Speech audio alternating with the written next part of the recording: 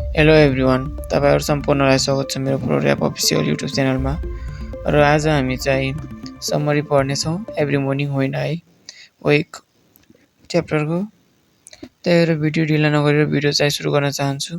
यो पोइम चाहिँ daily players र लाइफको होपको बारेमा रहेको छ।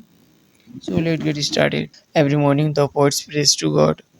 हरेक बिहान कवि भगवानसँग प्रार्थना गर्छन्। He asks God to take care of all living creatures because everyone who is born must be die one day. किनभने उनी सबै प्राणीहरूलाई रक्षा गरून् भनेर भगवानसँग प्रार्थना गर्छन्, किनकि जन्मिएका व्यक्तिहरू एक न एक दिन मर्नै पर्छ भनेर उनी प्रार्थना गर्छन् होइन। एभ्री मर्निङ एट सनसेट, हरेक बेलुकीतिर साँझपख, he asks for blessing on his town, उनी आफ्नो गाउँको लागि भगवानसँग आशीर्वाद माग्दछन्। He knows life is uncertain, कविलाई थाहा छ कि जीवन भनेको अनिश्चित छ।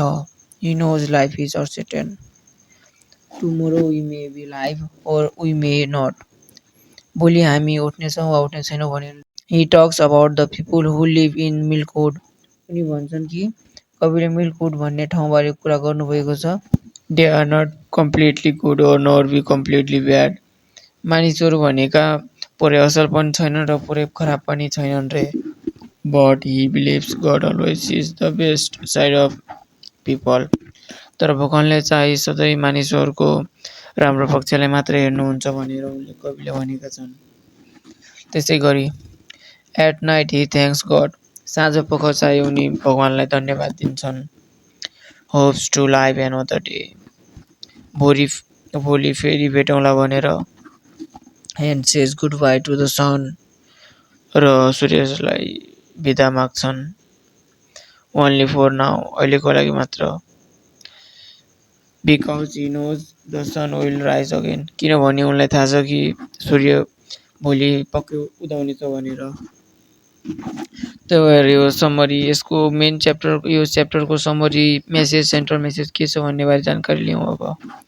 त central message of the poem is भनेको के छ भन्दाखेरि be grateful for each others, यस कविताको मुख्य सन्देश भनेको प्रत्येक दिनका लागि आभारी हुनुपर्छ। त्यसै गरी so kindness and careness to other, यसको मतलब अरूप्रति माया र करुणा देखाउनुपर्छ। त्यसै गरी ट्रस्ट गड, भगवानमाथि विश्वास राख्नुपर्छ र and give up even when life is uncertain, र जीवन अनिश्चित हुँदा पनि आशा कायम राख्नुपर्छ भनेर यसको मुख्य सन्देश रहेको छ। So friends, this was the summary of the poem every morning I wake. यो चाहिँ समरी रहेको छ एभ्री मर्निङ आई वेकको। त्यही भएर तपाईँहरूलाई भिडियो मन पर्यो भने लाइक सेयर सब्सक्राइब गरिदिनु होला। आगामी दिनमा पनि यस्तै खाले समरी भिडियो लिएर आउनेछु। So by by guys.